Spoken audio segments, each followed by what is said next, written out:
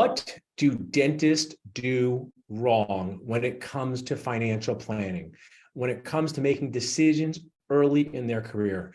My name is Paul, Dr. Nacho Goodman, founder of Dentist Job Connect, and I'm so glad to be talking with one of our sponsors, Cecil, Stanton of Arch Financial Planning. He's going to share with us strategies for success early in your career. Anyone can learn from this, but to set this up, and I'm going to turn over to you in a second, Cecil, is dental students go from a lot of debt to making money, worried about their debt, not sure how to pay it off. I'm a practice broker. Paying off all of your debt too soon can, believe it or not, be a problem.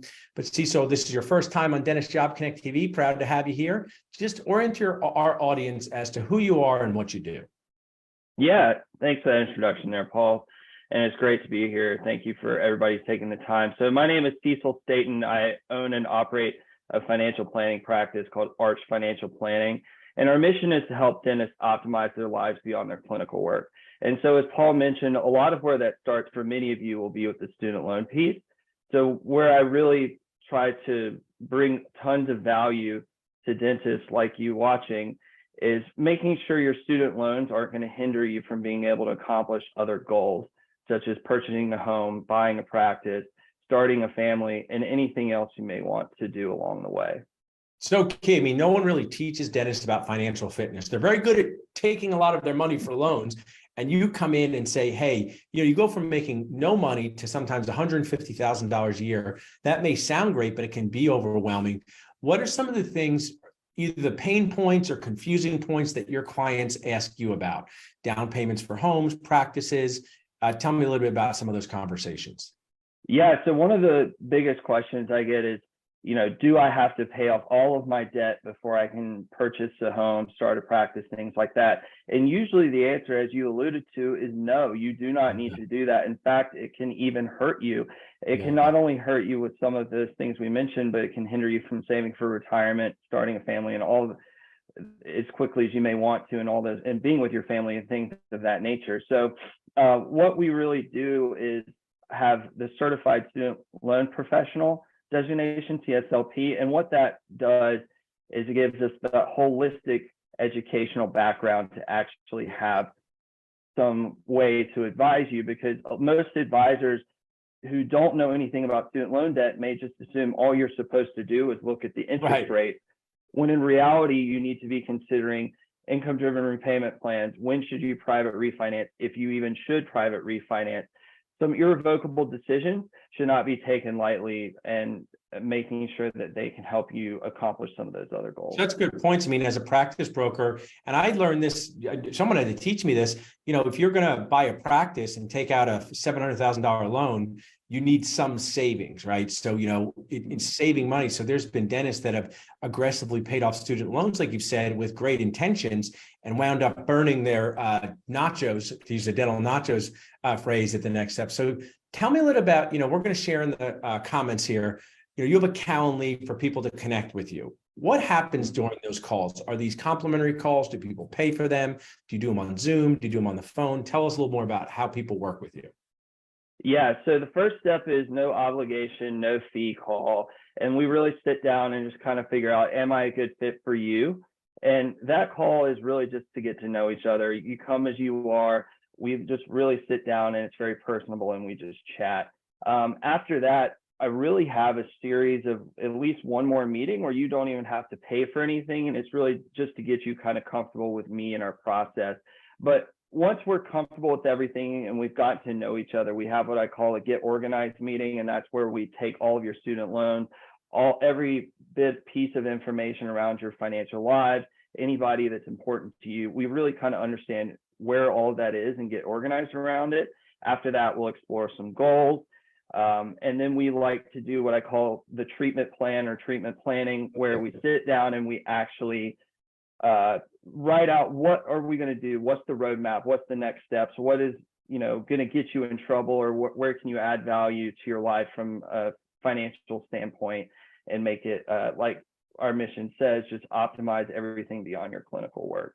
So, yeah, I mean, I like your phrasing. Dentists make treatment plans for patients, and many times we sit down with patients and they're totally overwhelmed on what they have to do next in their mouth, whether it's implants, whether it's crowns. So dentists are on the other side, because if you think about it, it really is a difficult story to tell when they go, hi, we loan $700,000 to people to go to dental school. And after dental school, we'll loan them another $1 million to buy a practice. Dentists are very special and banks look upon them in favorable ways. But as you've alluded to, it's important to have some foundational principles in place, like saving money. I'm sure some of the things you might talk about is not creating excessive credit card debt. Banks want to think of you as a good risk. Have some of your clients purchased practices yet? Are they practice owners? Are they associates? A mixture of both? Tell us about that. Yeah, so I have a mixture of both. I do work more on the millennial side, so it's a lot more associate dentists either looking to start practices or make sure they're in the right home as far as the practice that they're in. So, but to speak specifically to someone looking to start a practice, one of the biggest things that many people I think don't even really recognize too is when you're going to start a practice, saving money is great, like you just said, making sure that student loans aren't going to get in the way, but it's also just kind of understanding what that actually is going to look like from a dollars and cents standpoint. Because I see a lot of dentists that will go out and either start practices or buy practices. They may decide to invest in new equipment, things of that nature, and those have material tax impacts. And how do we manage all of that? I don't replace your tax preparer, your tax advisor, but I'm more, or anybody that you may use from a consulting standpoint, but I'm there to make sure you're getting the right advice, you're putting the right things in place, and in a way, integrating with all of those different people to make sure. Well, you said a good point. My next thing I was going to say, Cecil, is dentists. If you're a general dentist, you talk to root canal specialists, you talk to oral surgeons, you talk to your lab, you work as part of a team. And we have you listed, I will share with you after the video, on our team of advisors, resources, and sponsors.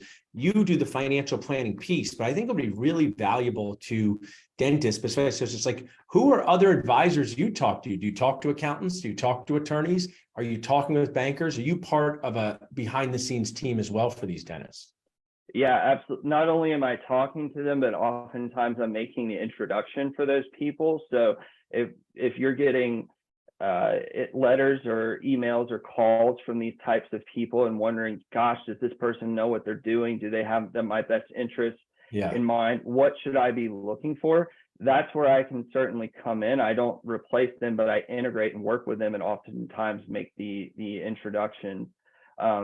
So that, I think that is just a huge value. I mean, when you talk to a lot of financial planners, most of the people that I talk to that are in dentistry that have talked to an advisor, they're typically trying to sell them life insurance, either, think of a big mutual life insurance company you probably see on TV or something like that.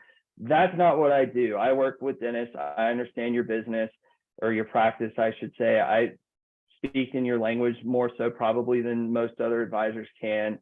And just really, I think being that partner, somebody who can be with you on the long haul, is where the real value is. I love that, Cecil. Tell us, our audience, I really appreciate you sharing, appreciate you supporting the group as a sponsor.